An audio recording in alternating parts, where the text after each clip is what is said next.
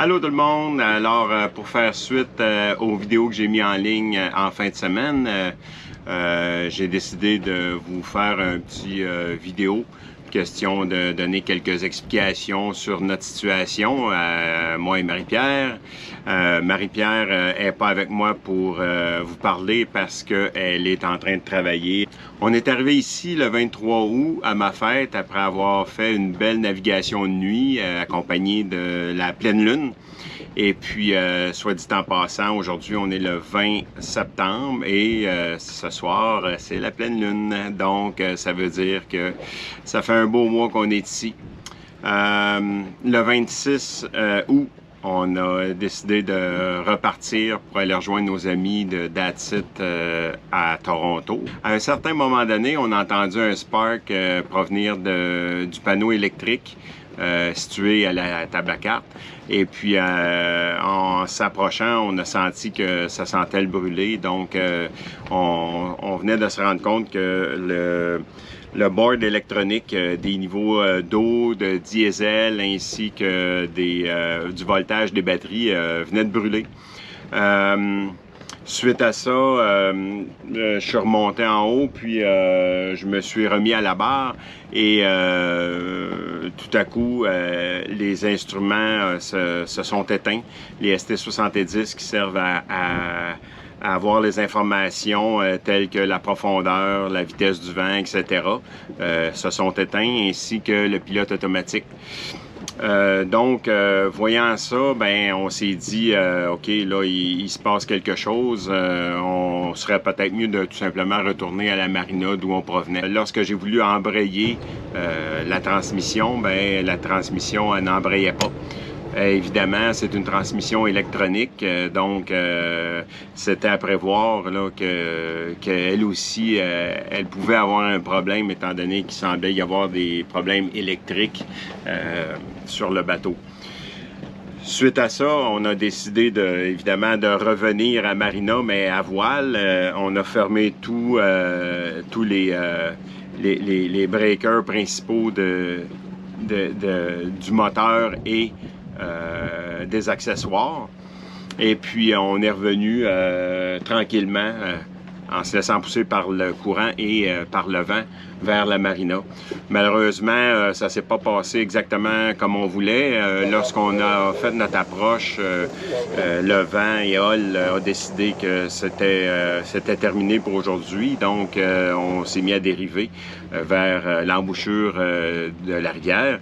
Et puis, Barb, la gentille dame de la marina, nous a gentiment envoyé deux gars avec un bateau pour nous remorquer jusqu'au mur extérieur de la marina.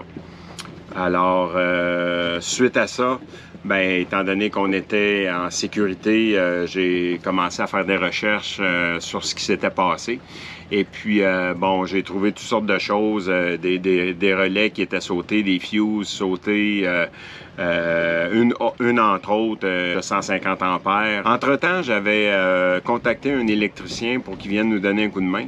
Et puis, lorsqu'il est arrivé, ben, lui, en plus de tout ça, a découvert qu'on avait le VMU qui était brûlé.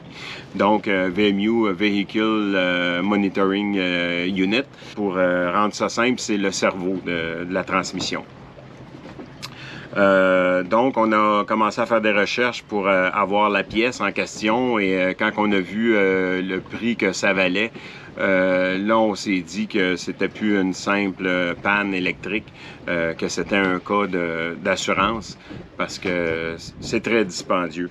Donc, on a réussi à avoir la pièce et puis je l'ai installée et malheureusement, ça n'a toujours pas réglé le problème. Suite à ça, l'électricien m'avait donné le numéro de téléphone et le nom d'un mécanicien qui s'y connaît en matière de transmission électronique. Et puis, je l'ai donc appelé. Lorsqu'il est arrivé, il a fait quelques vérifications et puis on s'est vite rendu compte que le mécanicien était au bout de ses connaissances et aussi de ses documents qu'il avait en sa possession pour nous aider. Donc, voyant ça, je suis allé sur Internet pour essayer de trouver de l'aide avec la compagnie SZF Marine, qui est la compagnie de la transmission. Et puis, ils m'ont référé à un certain Greg qui se trouve être la sommité en matière de ZF Marine en Amérique du Nord. Donc, Greg et le mécanicien ont discuté longuement ensemble, puis Greg a aussi envoyé des documents importants pour faire certains autres tests sur diverses pièces de la transmission. Et suite à ça, on a découvert qu'une autre pièce maîtresse de la transmission était défectueuse. Suite à ça, le mécanicien a contacté Craig et l'a mis au courant de la situation, tout en lui mentionnant qu'on avait eu aussi une fuse d'un relais qui avait sauté de 150 ampères. Craig a aussitôt dit que c'était très fortement un éclair qui avait frappé le bateau, ou du moins un bras d'éclair.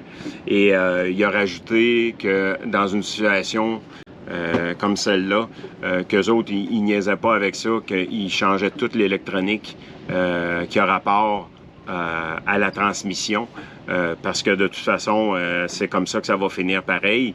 La preuve, c'est qu'on a changé le VMU, puis on a trouvé une autre pièce qui est brisée, puis comment qu'on les changerait une par une, on va probablement se rendre compte que plus on va avancer, plus chacune des pièces vont être à changer. Donc, c'est là qu'on est rendu. Craig il est en train de vérifier s'il peut avoir des pièces pour nous ici en Amérique du Nord. Et puis, la dernière fois qu'on s'est communiqué, il me disait qu'on aurait des nouvelles soit aujourd'hui ou demain, au plus tard. Puis, dans le pire des cas, ben, il pouvait commander les pièces directement de l'usine qui est en Italie et que ça prendrait environ une semaine. Donc, c'est le pire des scénarios selon lui. Alors, on verra bien. Notre principal problème, c'est la transmission parce que n'ayant plus de propulsion, on ne peut pas se déplacer.